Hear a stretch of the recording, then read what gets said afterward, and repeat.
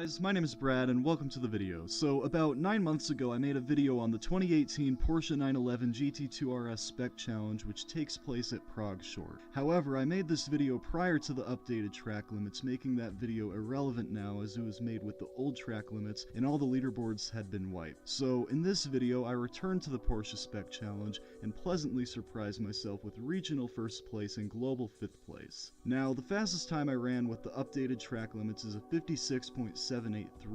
In comparison, I did a 56.519 as my fastest time with the old track limits, so I'm about 2.5 tenths slower with the updated track limits compared to the old. However, it took much more effort to run that 56.783 compared to the 56.519 I ran with the old track limit, as the updated track limits are much stricter at Prague compared to the old, especially through the chicane towards the end of the track, which can no longer be cut without dirtying the lap, unlike the old limits. Anyway, time to move on. Tuning and upgrades are forced stock in this event.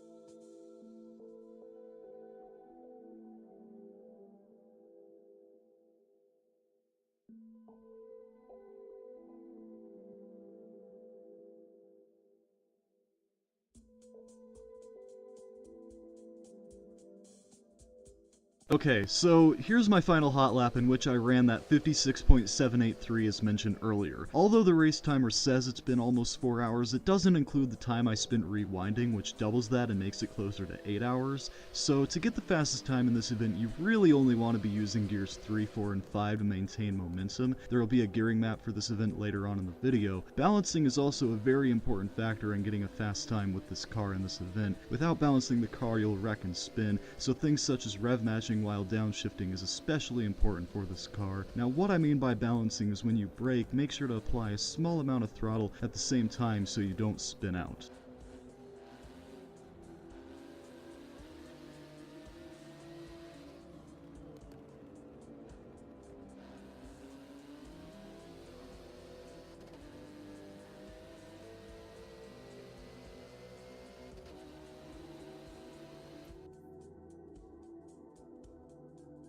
Okay, so now that I've showed my hot lap, it's now time to compare my time in global first place in this event, JSR Razor JDM. As mentioned earlier, I did a 56.783 as my best lap, and JSR Razor JDM did a 56.433 as his best lap. Through the first section of the track, Razor and I were pretty close. He started pulling away during the halfway point of the double left-hander. Unfortunately, there is some freezing glitches in these clips, but not the end of the world. Nonetheless, here's the comparison. Okay, so here's the lap comparison. On the left is JSR Razor JDM, and on the right is me, DoABrad JH. So through this first corner here, me and Razor are pretty much identical in terms of our pace. He's a little bit ahead of me at this point, but not by a large margin. Me and him are very close at this point of the hot lap. This double left-hander here is where Razor starts to pull ahead of me. He downshifted to gear 3 while I stayed in gear 4, which allowed him to have a better exit speed exiting the double left-hander. I stayed in gear 4, which compromised my exit speed through the entirety of the straight, which affected me through the rest of the track.